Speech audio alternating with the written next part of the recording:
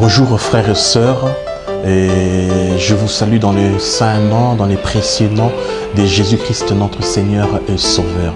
Et c'est encore une fois un grand privilège pour nous de vous retrouver aujourd'hui dans cet enseignement, un enseignement qui préoccupe chacun de nous, qui vous préoccupe vous et qui me préoccupe, qui préoccupe toutes les personnes qui nous entourent. J'aimerais parler également aujourd'hui de la bonne gestion du temps. Mes frères et sœurs, le temps, c'est un don que Dieu a donné à chacun de nous. C'est un don précieux de la part de notre Seigneur Jésus-Christ. Et quand on voit toutes les personnes qui ont atteint un sommet du succès, toutes les personnes qui sont fructueuses dans leur travail, dans leurs activités, c'est parce qu'ils ont tenu compte de la notion du temps. Ce sont des gens qui savent que leurs activités est directement lié avec leur temps. Ce sont les gens qui utilisent bien leur temps, ce sont les gens qui ont une bonne gestion du temps. Et j'aimerais dire également que la raison de beaucoup d'échecs dans la vie des personnes, la raison du fait qu'on n'avons pas de résultats, c'est parce que nous avons une mauvaise gestion du temps. Nous avons une mauvaise gestion du temps que Dieu nous a donné. Et aujourd'hui, vraiment, j'aimerais partager avec vous la bonne gestion du temps. Et comme on se base sur la parole de Dieu, j'aimerais lire dans l'évangile de Jean le chapitre 9 à partir du lire le verset 4. La Bible dit ici: il faut que je fasse tandis qu'il est jour les œuvres de celui qui m'a envoyé, la nuit vient où personne ne peut travailler. Ce sont les paroles de Jésus-Christ. Jésus qui disait que non, pendant qu'il est jour, il faut que je fasse les œuvres de celui qui m'a envoyé. Donc, Jésus a vu qu'il y avait le jour et il y avait la nuit. Il y avait la nuit qui arrivait et personne ne peut faire ses œuvres. Donc, Jésus savait que dans tout ce qu'il fait, il y a un commencement et il y a une fin. Dans tout ce qu'il fait, il y a un temps d'opportunité, il y a un temps de possibilité, il y a un temps qu'il faut travailler, il y a un temps qu'il faut faire des œuvres, il y a un temps qu'il faut être actif et puis faire des activités.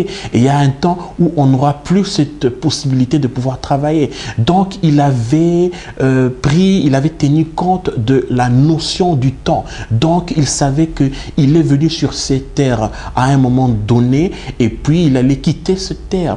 Donc, il a profité du temps, il a bien géré son temps et il a eu des résultats. Frères et sœurs, chacun de vous qui me suivez maintenant, je veux vous dire que frères et sœurs, qu'il y a un temps où nous pouvons faire des activités. Il y a un temps où nous pouvons utiliser nos opportunités. Il y a un temps où nous devons être beaucoup plus actifs.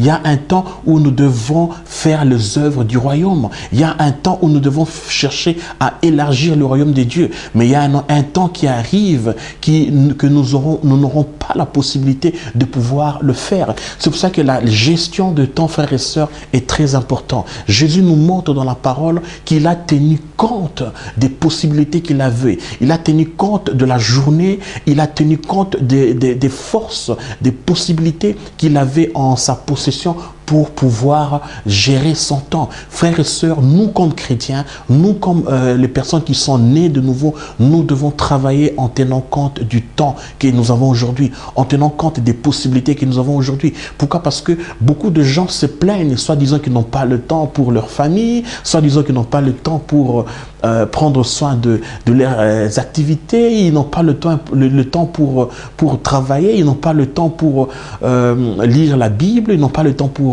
faire quelque chose. Et c'est pas qu'ils n'ont pas le temps, ils ont le temps, mais la question c'est qu'ils n'ont pas une bonne gérance de temps. Frères et sœurs, nous devons savoir comment gérer, comment avoir la bonne gestion du temps. Donc cet enseignement, je suis convaincu qu'elle vous encouragera pour que vous puissiez mettre de l'ordre dans votre vie, mettre de l'ordre dans votre planning, mettre de l'ordre dans toutes vos activités pour pouvoir avoir toujours le temps de pouvoir accomplir vos œuvres, accomplir ce que le Seigneur vous a appelé à faire. Donc, tenez compte du temps. Ne vivez pas seulement, ne perdez pas en vain votre temps. Ne perdez pas en vain votre précieux temps, le temps que Dieu vous a donné. Chacun de nous a 24 heures dans la journée et pas plus. Donc, et ceux qui sont